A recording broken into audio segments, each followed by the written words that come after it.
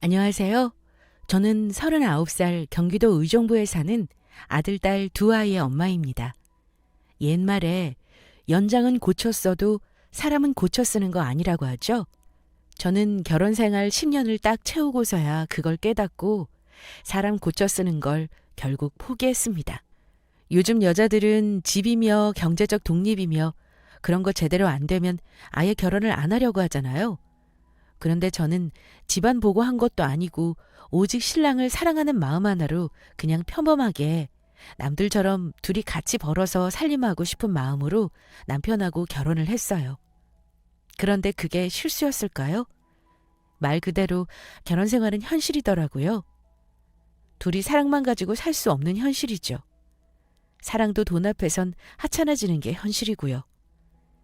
지금은 제가 아이들과 여유로운 삶을 살고 있지만 처음부터 그랬던 것은 아니에요. 저는 정말 가난한 사람의 마음을 100% 이해하는 사람입니다. 통장에 분유 살 돈도 없었던 적이 있었던 사람이고요. 그래서 지금의 여유 있는 삶이 더욱 소중하고 이혼을 선택한 것을 후회하지 않습니다. 만약 이혼 안 하고 살았다면 남편과 상식 없는 시어머니한테 시달리면서 버는 돈 다 주고 하녀처럼 살고 있었을 거예요. 제 남편은 저보다 5살이 많았어요. 결혼할 때 말하기를 자기 부모님이 동네 슈퍼를 하시고 자기도 지금은 배달 일을 하지만 나중에 부모님 슈퍼를 물려받을 거다. 뭐 이런 식으로 말해서 물질적으로 크게 어려움 없이 살아온 줄 알았습니다. 그런데 나중에 보니 슈퍼는 무슨 그냥 동네 구멍가게더라고요. 게다가 연애 때는 몰랐는데 저희 남편이 돈에 굉장히 쪼잔한 걸 느꼈어요. 물론 돈을 벌긴 합니다. 택배 상하차도 하고 배달 일도 하고요. 저는 10년 전 결혼할 때 2억 5천 아파트에 대출금 6천을 껴서 집을 사서 시작했어요. 집 살 때 2천 보탰고 혼수로도 2천 정도 했습니다. 나머지는 남편이 했는데 시댁에서 마련해 주신 돈이었습니다. 문제는 저는 결혼하고서 한 번도 생활비를 받아본 적이 없습니다. 남편은 그걸 당연하게 생각했습니다. 신혼집 살 때 남편은 저한테 이렇게 말했습니다. 넌 꼴랑 2천만 원 보태면서 설마 공동명의로 하자는 거 아니지? 이런 말을 듣고 저는 그때 그게 맞는 말 같기도 해서 집 명의를 남편으로 했습니다. 근데 웃긴 게 자기 명의로 된 자기 집 대출금 갚는다고 버는 돈을 전부 다 빚 갚는 데 쓴다고 하더라고요. 그래서 저한테 생활비 줄 돈이 없다고 했습니다. 저는 전업주부로만 살고 있었는데 정말 막막하더라고요. 그럼 어떻게 여태 살았냐 하실 텐데 집 대출금, 자동차 할부 관리비는 남편이 내고 있고 그 외에 공과금과 식비, 제 보험료, 핸드폰비, 분유값, 아기용품 등등은 제가 조금씩 아르바이트하면서 모은 돈으로 겨우겨우 몇 년을 버티며 살았습니다. 그때만 해도 제가 풀타임으로 일을 못 구하니 파트로 했었고 한 달에 100에서 120 버는 걸로 생활비를 충당했죠. 신랑은 한 번도 제게 생활비를 가져다 주지도 않으면서 항상 저에게 번 돈을 생활비로 협조하라고 했습니다. 그러니까 제 카드로 마트며 식비며 이런 걸 다 내게 했어요. 저한테 돈 땡전 한 푼 안 주고요. 제 월급은 모조리 빠져나가고 1원도 안 남는데 당연히 애 둘 키우면서 120 갖고 턱없이 모자랍니다. 그러면 모자란 돈은 친정에서 보태주시기도 하고 시댁에 안 좋은 소리 들어가면서 메꾸곤 했습니다. 심지어 자기 담뱃값, 술값도 다 제 카드로 결제하곤 했어요. 그러면서 남편이 하는 말이 이 집도 다 우리 집에서 해준 건데 공동명의 바라는 네가 웃긴 거야. 그리고 내가 대출금 다 내니까 생활비 내는 건 네가 하는 게 맞지? 이럽니다. 대출금 한 달에 이자가 얼마나 된다 그래? 그거 갖고 남는 건 생활비를 좀 줘야 나도 숨통이 트이지. 난 빚있는 게 싫어. 당신은 빚 하나도 없잖아. 빚부터 빨리 갚아야 돈을 주지. 지금은 나도 여유가 없어. 맨날 궁상맞게 살고 애들 데리고 어디 한번 놀러도 못 가고 그렇게 살았더랬습니다. 빚만 빨리 갚는다고 행복한 게 아닌데 남편 때문에 생활 자체가 무미건조하고 너무 피폐했습니다. 6천 대출 받았다고 생활비 땡전 한 푼 안 주면서 그 대출금 갖고 있는 동안은 어쨌든 제가 희생하고 있는 거잖아요. 전 제가 쓸 건 하나도 못 쓰고 모조리 생활비로 들어가고 자기는 자기 명의로 된 집이라도 있죠. 애가 둘인데 식비며 애들한테 들어가는 건 저한테 다 떠맡긴 채 나 몰라라 하는 남편이랑 진짜 같이 살기 싫고 정이 떨어지더라고요. 저는 돈 때문에 힘들어서 허덕이고 있는데 지 돈 아니라고 내가 번 돈으로 자기는 맨날 뭐 사 먹고 술, 담배, 기름값으로 쓰고 저한테는 자랑하듯이 대출금 통장 보여주면서 나 이만큼 갚았다 이러는 게 그렇게 꼴보기 싫었어요. 나는 지금 너무 힘들고 돌겠는데 제 카드 결제일 되면 내가 갚든지 말든지 나 몰라라 하고 남편은 진짜 이기적이었습니다. 자기 명의로 된 자기 것만 어떻게든 갚으면 된다는 그 이기적인 마인드가 정말 소름 끼치도록 싫었습니다. 그것뿐인 줄 아세요? 제가 봤을 땐 머리도 나빠서 별 볼 일 없는 것 같은데 무슨 자격증 공부를 한다고 육아도 전혀 하지 않았습니다. 저는 혼자서 독박 육아에 살림하면서 알바까지 해야 하는데 애 아빠라는 사람 자기 할 일만 하고 가정은 나 몰라라 하니 어쩜 이렇게 이기적인 인간이 있을까요? 그런데 제가 참아야 하는 건 남편뿐만이 아니었습니다. 남편 뒤에 뭐가 있겠어요? 바로 지독한 시댁이 있었어요. 사실 결혼 전에는 시댁에 인사만 드리려고 왔다 갔다 했기 때문에 시어머니가 이 정도인 줄은 몰랐어요. 근데 결혼하고 나니 확실히 사람은 겪어봐야 안다고 그제야 숨겨진 모습을 드러내더라고요. 시댁은 저희 집에서 30분 거리로 가까웠습니다. 시어머니는 온종일 아버지 구멍가게에 앉아있지 않으면 시간이 남아돌아서 그런 건지 결혼 후부터 집을 엄청 들락거리며 냉장고부터 일일이 다 참견하셨습니다. 본인 아들 밥은 잘 먹어야 한다고 하루 걸러 온갖 반찬과 국 종류를 다 싸가지고 오면서 잔소리를 그렇게 하셨습니다. 처음에는 밥을 따로 안 해도 돼서 편하다고 생각했는데 시간이 지나면서 당연히 지치기 시작했고요. 간섭도 문제지만 제가 정말 서운했던 건 따로 있었습니다. 제가 결혼해서 첫 아이를 낳았을 때의 일입니다. 저희 어머니는 결혼할 때까지만 해도 50대 후반이셨고 남편 형제들 아들 셋을 전부 집에서 출산하셨어요. 옛날 말로 반일하다가 아이고 배야 하면 낳고 바로 일한다고 하잖아요. 저희 어머니도 아들 셋을 그런 식으로 수월하게 낳으셨대요. 그런데 본인이 그렇다고 모든 사람들이 다 수월하게 출산하는 줄 알고 계십니다. 제 큰아들이 뱃속에서 정말 슈퍼 베이비였어요. 예정일까지 가면 4.5kg 넘을 것 같다고 산모가 힘들어서 안 되니 예정일보다 38주에 유도분만 하자고 병원에서 심각하게 이야기하더군요. 저 그 말 듣고 심란했지만 그래도 병원에서 시키는 대로 해야겠다고 생각하고 있었는데 아이를 조금 일찍 유도분만 해야 한다고 말씀드렸더니 저한테 하신 말씀이 아직도 생생히 기억납니다. 난리 방방 뛰시면서 말씀하시기를 왜 아직 나오지도 않은 애를 억지로 나오게 만드는 거니? 나올 때 되면 애가 어련히 알아서 나오는데 예정일보다 하루라도 빨리 태어나면 키울 때 애가 어디가 이상해도 이상한 거다.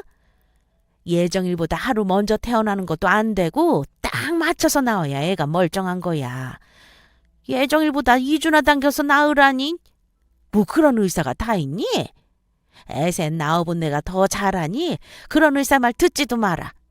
어머니, 애가 너무 커서 안 된대요. 날짜 제대로 맞추면 유도분만 시도도 못하고 저 수술해야 한다 그러잖아요. 유도분만이 그냥 촉진제만 투여해서 일찍 낳게 하는 것뿐이지 자연분만이에요. 그래야 저도 회복이 빠르고요. 몇 번을 이해하기 쉽도록 설명을 드렸습니다.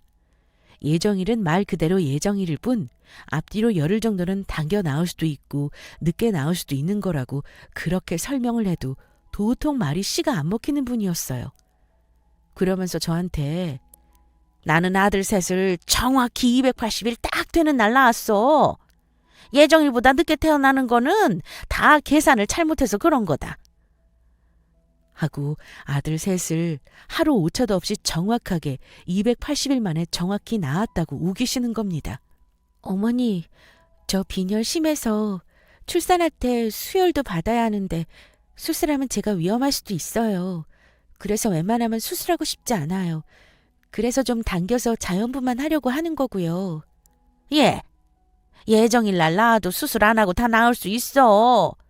병원에서는 지들 돈 벌려고 하는 소리니까 의사 말 듣지 말고 제 날짜까지 기다리고 있어라. 그러시길래 아니요 어머님, 저 초산이고 애도 커서 그냥 병원에서 하라는 대로 할 거예요.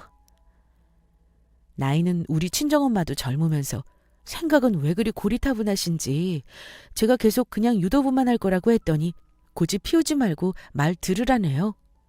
절대 당겨서 날짜 잡아서 낳는 건 안 된다고요. 그러면서 자연적으로 일찍 진통 오면 어쩌냐고 했더니 그 무름에는 아무 말 못하시더군요. 그렇지 않아도 병원에서 유도분만 소리 듣고 무섭고 겁나는데 어머니가 저러시니 정말 미칠 노릇이더라고요. 아기 낳는 사람은 저입니다. 정상적인 제 날짜 맞춰서 안전하게 출산하고 싶은 마음은 누구보다 제가 제일 간절한 거잖아요. 우리 어머님, 지나가는 빈말이라도 그래, 의사가 하라는 대로 안전하게 낳아야지. 애기 큰 거 신경 쓰지 말고 엄마라도 많이 먹고 힘 모아둬야 한다. 이렇게 말씀하시는 게 그렇게 어려운 걸까요? 그런 말은 못 해줄 망정 무조건 의사 말 듣지 말고 병원도 자주 갈 필요 없고 때가 되면 애가 나오게 되어 있다고 우기셨습니다. 남편이라도 제 편이 되어서 어머니를 같이 설득하면 얼마나 좋겠습니까? 며느리 말은 안 들어도 아들 말은 들으실 수 있잖아요?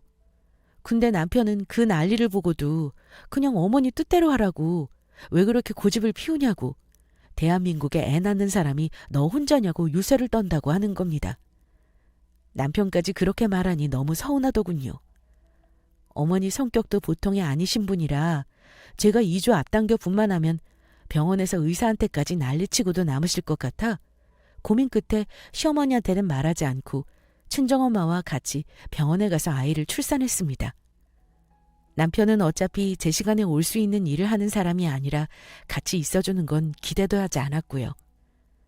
2주 빨리 당겨 낳는다고 해도 아이가 워낙 크고 초산인지라 너무 고생을 하면서 겨우겨우 자연분만을 했습니다. 애 낳았다고 연락드리니 병원으로 득달같이 달려오셨는데 첫 손주를 무사히 낳았으면 저한테 수고했다는 말을 하는 게 우선 아닙니까?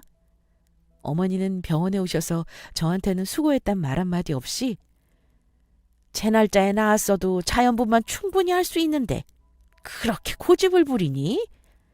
나중에 애한테 문제 있으면 다 네 잘못인 줄 알아라. 이러시는 겁니다. 저희 친정엄마가 있는 데서요. 보다 못한 엄마가 사돈, 당겨 낳았어도 애가 커서 우리 애 정말 죽을 고생을 하면서 낳았어요. 제 날짜에 낳았으면 자연분만 절대로 못했을 겁니다. 이제 그만 뭐라 하시고 손잡으시고 마음 푸세요. 엄마 말에 그제야 저에게 눈만 흘기시고는 첫 손자 얼굴을 보시더니 제 아빠랑 판박이라며 그렇게 좋아하셨었죠. 근데 첫 손주를 낳았어도 어머니는 병원비 10만 원도 보태주지 않으셨습니다. 저는 임신했을 때 조금씩 모아놓은 돈으로 병원비를 충당했는데 비싼 산후조리원은 꿈도 못 꾸겠더라고요. 친정엄마가 너무 속상해하시면서 조리원 들어가라고 200만 원을 주셨지만 저는 그 돈을 받고도 조리원에 못 들어가겠더군요. 그 돈은 나중에 생활비로 쓰기로 하고 결국 친정엄마 집에서 산후조리를 했습니다. 시어머니는 산후조리가 뭐 별거라 그러니? 그냥 내가 해줄 테니 우리 집으로 가자. 이렇게 말씀하셨는데 저희 친정엄마가 깜짝 놀라시며 아유 사돈, 제 딸 산후조리는 제가 해줘야죠. 힘들어서 못하십니다. 제가 조리 잘해서 보내드릴 테니 신경 쓰지 마셔요. 하고 시어머니가 조리해 주시겠다는 걸 저희 친정엄마가 해주신다고 설득하셨습니다. 생각만 해도 아찔하네요. 엄마도 저를 시댁에 보내놓으면 제가 몸조리도 못하고 몸만 망가질 거라는 걸 아셨던 거죠. 그런데 뭐 거기서 끝이었겠어요? 애 낳은 뒤로 조리기간이 추석 명절과 겹쳤는데도 어머니는 저한테 오지 말라 소리는커녕 아기를 친척들한테 보여줘야 한다고 굳이 2시간 거리 시댁에 오라고 하셨습니다. 아가 낳은 지 21일 만에 친정에서 2주 산후조리하고 시댁에 가서는 아기는 데리고 있지도 못하고 저는 밥상 차리고 설거지를 했습니다. 그렇게 추석 당일까지 일을 하고 친정에 가려고 했더니 뭐라고 했는 줄 아세요?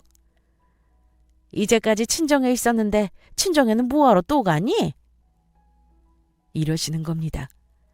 그때는 저도 결혼한 지 얼마 안 돼서 참았습니다. 저녁까지 기다렸다가 다 마무리하고 나서야 친정에 갔죠. 그리고 아기 100일이 돼서는 저는 그냥 집에서 가족들과 밥이나 한 끼 먹고 사진만 찍으려고 했는데 시어머니는 친정 식구들 부르란 얘기도 안 하고 굳이 시댁으로 오라는 겁니다. 떡 해서 삼신할머니한테 빌어야 한다나요? 정말 시어머니도 제가 첫애 낳고 둘째 딸 낳아 기를 때까지 사소한 거 하나하나 간섭하는 피곤한 분이십니다. 시아버지는 그런 멀쩡한 분이시냐고요? 아닙니다.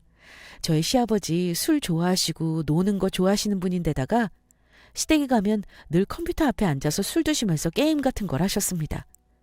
술에 취하면 모은 주사가 그리 심한지 신발로 강아지 온갖 욕을 다 하시는데 애들 커가면서 제가 그런 모습이 싫어서 남편을 통해 얘기했고 남편한테도 아버지의 그런 주사는 똑같이 담지 말라고 말했는데 피는 못 속이나 봐요. 남편 역시 술만 먹으면 개가 되는 사람입니다.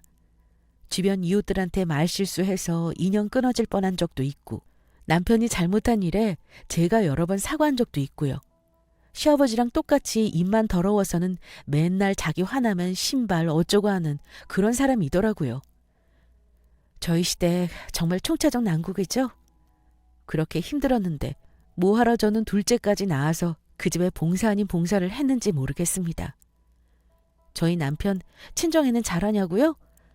그럴 리가요. 멀지도 않은 거리에 친정 부모님 사시는데도 1년에 4번 친정 갑니다. 부모님 생신 2번, 명절 2번 이렇게요. 그것도 맨날 일이 늦게까지 끝나니 3-4시간 앉아있다 오는 게 다입니다. 안부 전화는커녕 아무것도 안 합니다. 그냥 의무감에 가는 거지 자기 식구라고 생각을 안 하는 사람입니다. 어쨌든 저는 남편이 그렇게 빚을 갚아야 한다고 노래를 불렀기에 집 대출금 6천만 원 빚만 갚으면 생활비를 저한테 줄 알았어요. 6천만 원을 5년 동안 바짝 갚더니 아이도 키워야 하는데 전혀 생활비 안 주는 건 전혀 개선이 되질 않았습니다. 제가 이제 대출 다 갚았으면 생활비 좀 줘야 하는 거 아니야? 나도 너무 힘들어. 이번 달에는 자동차 할부랑 차 보험료도 내야 하는데 수입이 별로 없어서 힘들다. 이런 식으로 이 핑계 저 핑계를 대면서 돈을 주지 않았습니다. 어느 달은 10만 원, 어느 달은 20만 원. 제가 죽는 소리를 하면 이렇게 주는데 결혼해 살면서 신랑한테 받은 생활비가 아마 모르긴 몰라도 500만 원도 안 될 듯합니다. 그래서 저는 생활비 안 줄 거면 집 공동명의로 해달라고 했습니다. 안 해줄 거면 그냥 내가 보탠 돈 2천만 원 내놓고 이혼하겠다고 했더니 울며 겨자 먹기로 공동명의로 등기해주더군요. 그때쯤 신랑이 무슨 사업을 시작한답시고 했는데 사업 해본 적도 없는 사람이 무슨 사업을 잘하겠어요? 집 대출 겨우겨우 다 갚았더니 사업한답시고 대출 늘려서는 결국 빚만 다시 잔뜩 지고 말았고요. 저희는 돈 때문에 하루가 멀다 하고 부부싸움을 했습니다. 그나마 이혼도 생각해봤지만 아이들 때문에 꾹 참고 살았더랬습니다. 그렇게 2년 정도 살다 보니 너무 미래가 안 보이더라고요. 배달 일만 하는 신랑의 벌이가 너무 불안했고 저 역시 언제까지 시간을 쪼개 알바만 할 수는 없었거든요. 애가 커가는데 이대로는 안 되겠다 싶어 친정집에서 아파트 담보 대출을 해줘서 가게를 차렸습니다. 그 무렵 저는 인터넷으로 아동복 판매를 하고 있었습니다. 둘째를 임신 중이었고 배가 부른 몸으로 첫째 아이의 손잡고 공원에 가서 옷도 팔고 인터넷 사이트 홍보도 하고 도매시장에 가서 그 많은 옷가방들 질질 끌고 다니면서 정말 열심히 살았죠. 마침 제 친구가 도매상을 하는 터라 제 사정을 알고 제가 싸게 거래할 수 있도록 거래처도 많이 소개해주고 또 온라인 판매 노하우도 많이 알려줬습니다. 둘째가 태어나고 저의 모습은 앞에는 아기띠, 오른손은 큰아이, 왼손은 옷, 짐가방. 태어나서 그렇게 열심히 살았던 적이 없었습니다. 아기 키워보신 분은 알겠지만 아기랑 외출 한번 하려면 짐이 어마어마하죠. 그걸 다 싸서 애들 챙겨서 열심히 도매시장 다니면서 옷 떼고 새벽 3시 이전에 자본 적도 없습니다. 주말 빼고는 늘 주문 정리하고 옷 업데이트하고 택배 시간 못 맞추는 날이면 택배사에 택배까지 갖다 드리고 정말 지금 그렇게 살려면 절대 못 살 것 같네요. 반면 신랑은 지금껏 애 목욕시켜준 거 10손가락 안에 들고요. 애들 밥 한 번 챙겨 먹인 적 없고 유치원 한 번 데려다 준 적 없습니다. 그때까지도 모든 육아는 늘 제 몫이었습니다. 빚만 쌓아가고 있는 신랑이었지만 군소리 안 했어요.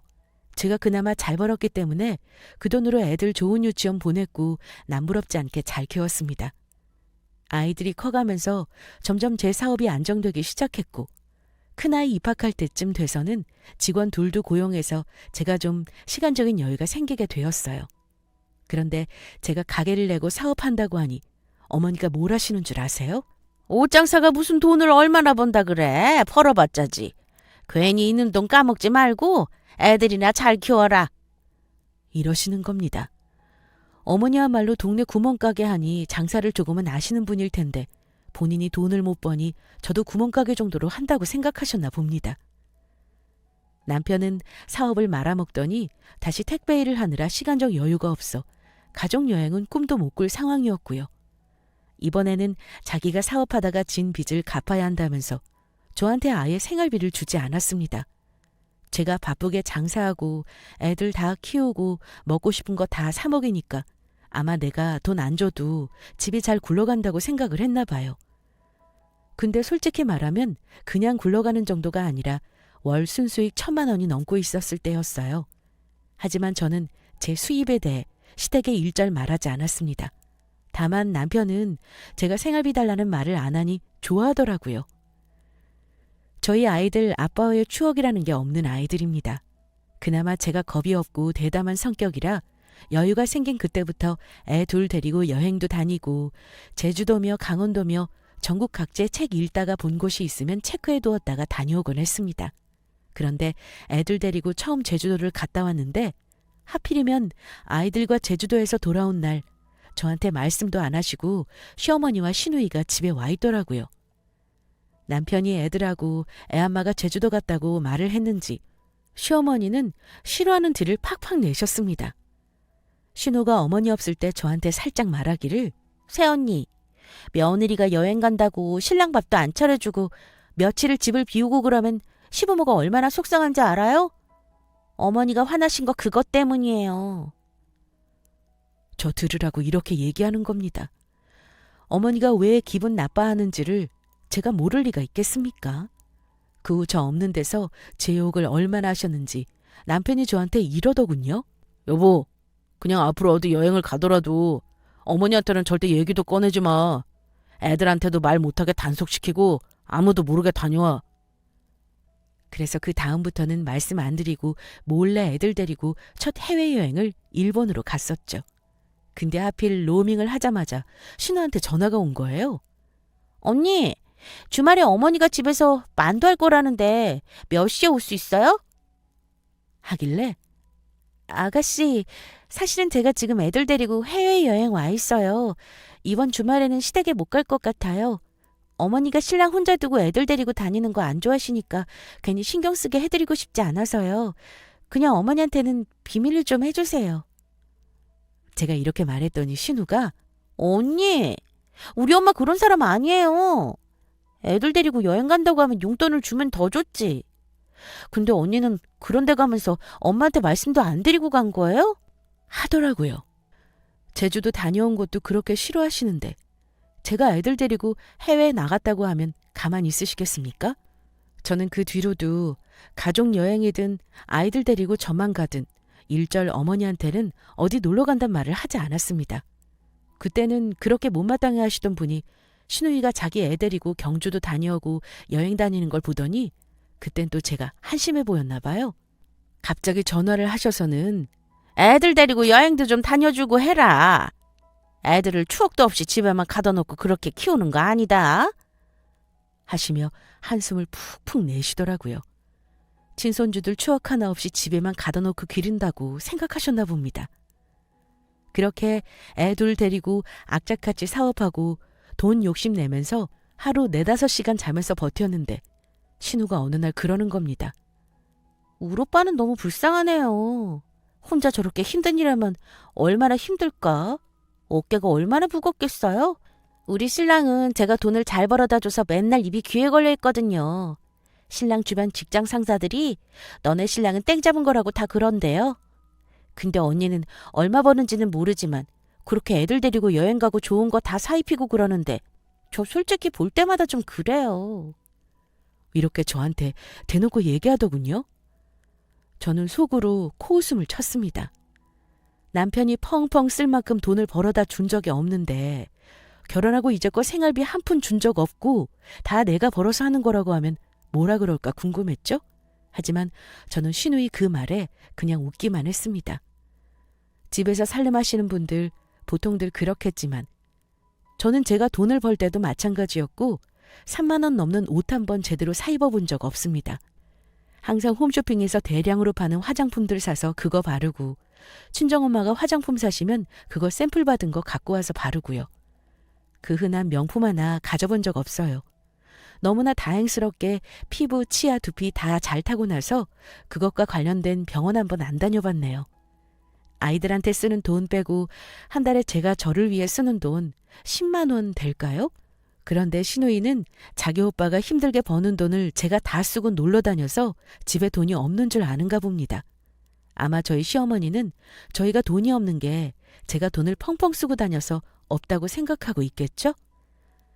친척분들한테 얼마나 제욕을 하셨으면 친척분들도 저를 만나면 넌지시 신랑 돈 잘 벌어서 좋지? 이러십니다. 그때마다 저는 속으로 신랑이 돈을 얼마나 벌어다 줬다고 자기가 진 빚만 산더미인데 하고 맙니다. 솔직히 저도 그런 일 겪었을 때 상처받습니다. 저는 옷사업을 하면서도 집안일에 소홀한 적 없고 시댁에도 할 도리 다 하면서 살았다고 생각했는데 시댁에서는 저를 얼마나 미워하는지 뒤에서 욕하시는 것도 모자라 나중에는 식구들 다 있는 데서 물론 저희 아이들도 있었고 신우 신랑도 다 있었죠. 내가 예전에 시댁에 제사가 그렇게 가기 싫어서 내가 꼭 그 먼 곳까지 가야 하나 이런 나쁜 마음을 먹었더니 그게 결국 다 되돌려 받는다. 결국 내가 저런 며느리를 봐서 이렇게 벌을 받는 거야. 라고 하시더라고요. 그때는 정말 이 집 식구들은 날 이렇게 생각하는구나 하고 깨닫게 되더라고요.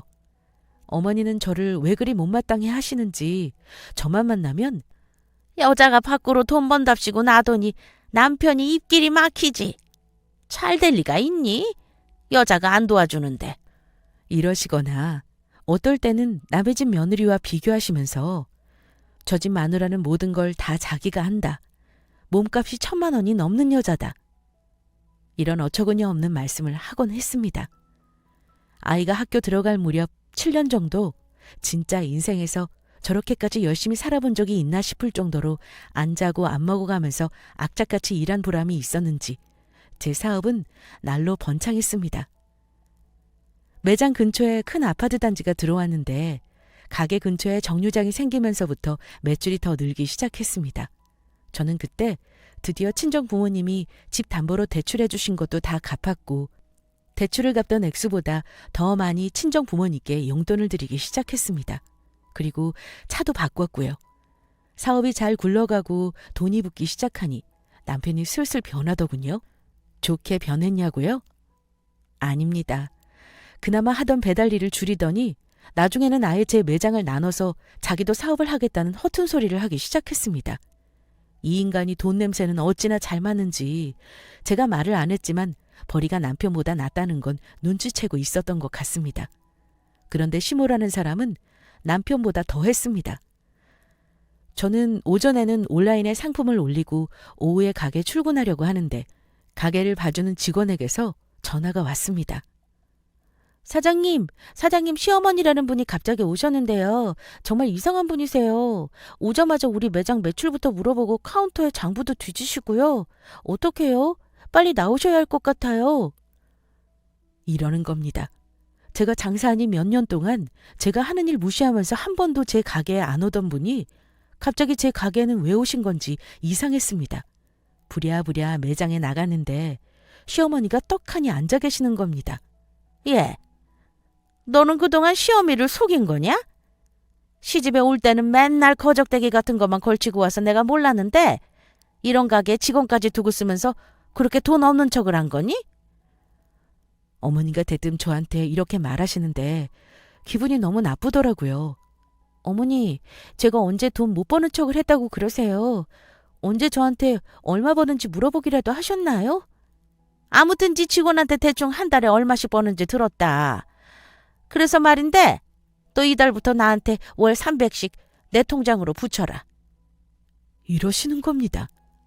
어머니, 그게 무슨 말씀이세요? 300을 붙이라니요. 제가 무슨 땅 파서 장사하는 줄 아시나 봐요. 제가 그동안 어머니한테 명절이고 생신이고 도리를 안 한 것도 아닌데 무슨 갑자기 그렇게 달라고 하세요? 내가 이제까지 내 아들 불쌍해서 참았는데 너 이렇게 돈 잘 버는 거 이거 다 내 아들 덕이지 뭐니? 이제 나도 그동안 못 받아본 효도도 좀 받아보게. 당장 이달부터 300씩 붙여라. 나도 이젠 일하기도 힘들고 편히 좀 살아보자. 난 가마. 이러면서 가게를 나가시는 겁니다. 직원들이 있는 데서 얼마나 창피하던지요. 결혼해서 지금껏 참고만 살았는데 시어머니의 돈 요구까지 받으니까 이제는 저도 못 참겠다는 생각이 들었습니다. 그날 무슨 정신으로 일을 했는지 기억이 안 날 정도로 스트레스가 많았어요. 저는 퇴근해서 집에 온 남편에게 참았던 화를 쏟아냈습니다. 어머니가 오늘 갑자기 내 매장 찾아오셔서는 뭘 하셨는 줄 알아? 나한테 매달 300씩 내놓으래. 내가 왜 당신 어머니한테 300을 드려야 하는데? 지금까지 나 당신한테 생활비 한 푼 안 받으면서 사업 키웠어. 근데 뭐? 돈 잘 버는 거 다 당신 덕이니 300을 내놓으라고? 당신이 한 게 뭐 있는데 내가 그래야 하는 거야? 당신이 가서 말씀드려. 나 당신 어머니한테 300이 아니라 30도 못 줘. 그 돈 있으면 우리 친정엄마한테 더 드리겠어. 듣자 하니 기분 나쁘다. 당신 우리 엄마가 돈 300 달라는 게 그렇게 기분이 나빠? 그건 당신이 돈 없다고 안 주면 그만인 거야. 당신은 그냥 10만 원이든 300이든 액수 상관없이 우리 엄마한테 돈 주는 게 싫은 거겠지. 맞아. 나 싫어. 결혼해서 지금까지 당신한테 생활비 한번 넉넉하게 받아본 적 없고 시부모님한테 며느리라고 예쁨 받아본 기억도 없어. 내가 살아보겠다고 애들 데리고 애써서 겨우겨우 사업 일으켜놨더니 이젠 뭐? 돈을 내놓으라고? 나는 못 내놓으니까 당신이 버는 돈으로 드리지 그래? 당신 친정에는 돈 드린다며. 친정에 주는 돈은 안 아깝고 우리 엄마한테 주는 돈은 그렇게 아깝냐? 우리 엄마는 나 한참 힘들 때 고민도 안 하고 집 담보까지 잡혀가면서 대출해 주셨는데 당연한 거 아니야? 300이 아니라 400을 드려도 안 아까워. 그날 남편과 저는 심하게 말다툼을 했고 남편은 집을 나가버려서 날이 새도록 안 들어오더라고요. 근데 아마 집을 나가서는 시댁에 갔었나 봐요. 거기서 남편이 술 먹고 어머니 집에서 무슨 말실수를 했는지 어머님이 아침이 되자마자 찾아오셔서는 예, 애미 너 그러는 거 아니다. 왜 네 친정하고 차별하니? 누군 돈 쓰는 법 몰라서 안 쓰는 줄 아니? 너 그동안 나 몰래 친정에 얼마를 준 거야? 그 금액 그대로 나한테 줘라. 어디 여자가 결혼해서 친정에 돈을 내보내니? 그러니까 니들이 돈이 없는 거야. 하시면서 고래고래 소리를 지르시더라고요. 제가 친정 부모님 집 담보 대출 받아서 가게 차린 것부터 차근차근 설명을 드리려고 해도 이미 귀가 막히셔서는 제 말은 한 귀로 듣고 한 귀로 흘리시더군요. 똑같은 말만 몇 번을 하시더니 결국엔 시어머니가 그럼 다음 달에 1년치 한꺼번에 돈 입금해라. 여태 안 준 것까지 다 받아야겠다. 이러시는 겁니다. 그때는 저도 머리끝까지 화가 치솟아서 어른이고 뭐고 상관없이 그냥 내질렀습니다. 제발 그만 좀 하세요. 왜 제가 버는 돈을 어머니가 내놓으라고 말도 안 되는 소리를 하세요? 그만하시고 제 집에서 나가세요. 이랬더니 왜 이게 네 집이니? 우리 아들 돈이 많이 들어갔으니까 우리 아들 집이지. 나가라면 네가 나가라? 이러시는 겁니다. 화가 난 제가 어머니 어깨를 잡고 현관으로 나가시라고 밀었는데 어머니가 저한테 얘 봐라. 감히 시엄마를 힘으로 밀쳐? 이러시면서 저를 밀고 손등으로 핥히시는데 저는 차마 어머니를 내동댕이 칠 수는 없어서 그냥 현관문까지 밀어내고 문을 잠가버렸습니다. 어머니는 문을 차고 초인종 누르고 30분을 난리치다가 그냥 돌아가셨고요. 저는 시어머니의 그 소란을 들으면서 이혼을 결심했습니다. 시어머니랑 몸싸움까지 한마당에 남편이라고 뭐 저한테 감정이 좋을 리 없었죠. 어머니가 울고 불고 남편에게 하소연을 하셨는지 남편은 씩씩거리면서 집에 와서는 저한테 그러더군요. 당신 돈 좀 번다고 지금 우리 집 무시하는 거야? 오늘 당신이 우리 엄마 집에서 내쫓았다며. 미쳤어? 이러길래 우리 그만하자 이제. 나 당신하고 이혼하고 싶어. 애들은 내가 키울게. 어차피 당신이 애들 책임질 능력도 안 되잖아. 저는 남편을 그 집 아들로만 살 수 있게 보내주고 싶었어요. 신랑은 뼛속까지 효자라서 시어머니 편이었습니다. 저는 그냥 당신 엄마랑 살라고 했습니다. 며느리한테 300 못 받아서 얼마나 당신 마음 아프겠어? 그냥 당신 힘들게 버는 돈 당신 엄마 다 갖다 드려. 나는 필요 없으니까. 그래야 당신도 마음 편할 거 아니야? 그랬더니 이혼은 못하겠다면서 하더라도 저보고 집 포기하고 애들하고 나가랍니다. 참나. 그 집에 살라고 해도 안 살 작정이었는데 그렇게 나오니 오기가 생기더라고요. 그래서 이 집 공동명의로 되어 있으니 그냥 팔아버리고 똑같이 반반 나누자고 했습니다. 남편은 이혼은 우리 둘 문제니 각자 집에는 때가 되면 알리자면서 순순히 이혼을 해주겠다고 하더군요. 그래서 결론은 결국 저희는 합의 이혼했습니다. 아이는 제가 키우는 것으로 했고 양육비도 주기로 했고요. 다른 사람들은 이혼하고 괴롭다고 하는데 이상하게 제가 책임져야 하는 애 둘 다 데리고 이혼하고 나서 저는 감옥에서 해방된 기분이 들어요. 밥 안 차려도 되고 주말 낮까지 잠자다가 팬티바람으로 일어나서 대충 밥, 빵, 라면 먹어도 되고 야식도 먹어도 되고요. 애들하고 누구 눈치 안 보고 실컷 여행도 다닐 수 있고 이래라 저래라 훈수두는 심호도 없고 열불 터지게 하고 밥만 축내는 남편 없으니 속이 다 후련하네요. 여태껏 종노릇하며 산 제가 바보였다는 생각이 드네요. 지금은 이혼한 지 1년 조금 넘었는데 전 남편 연락 가끔 와요. 따로 살아도 좋으니 다시 합치자고요. 제가 미쳤나요? 그 지옥 같은 집구석으로 다시 들어가게요. 그냥 바로 차단해 버렸습니다. 같이 살 때 애들하고 여행 한번 나들이 한번 안 가준 놈이 이제 와서 애들이랑 추억 많이 못 만든 게 너무 아쉽고 마음 아프다나요? 양심은 있어서 양육비는 그래도 꼬박꼬박 보내줍니다. 예전에 신우가 그런 말을 했습니다. 자기는 자기 엄마 같은 시엄마를 만나면 소원이 없겠다고요. 세상 모든 신우들이 알았으면 좋겠습니다. 너에게는 좋은 친정엄마도 누군가에게는 시엄마라는 걸요. 저는 제가 참으면 집안이 평안할 거라고 생각하고 참고 살았습니다. 그런데 절대 내가 참는 거 알아주는 사람 없더군요. 착해도 당연한 줄 알고 참아도 당연한 줄 아는 게 시댁이었습니다. 제 사연 듣고 열받는 분들 참 많죠? 저보다 힘들게 사시는 분들도 많은데 감히 제가 힘들게 살았다고 명함을 내밀 수 있는 자격이 있는지 모르겠지만 이 말은 꼭 하고 싶습니다. 전국의 며느리들 힘냅시다. 며느리를 못되게 만드는 건 시댁 인간들이니까요. 며느리는 죄가 없습니다. 그리고 지금 저처럼 힘든 상황에 있는 며느리들이 있다면 절대 저처럼 시간 낭비하지 말고 꼭 말하고 싶어요. 아닌 건 아닌 겁니다. 계속 참고 시간 낭비하지 않았으면 좋겠습니다. 제 얘기는 여기까지입니다. 앞으로 아이들과 씩씩하게 잘 살아나갈게요. 감사합니다.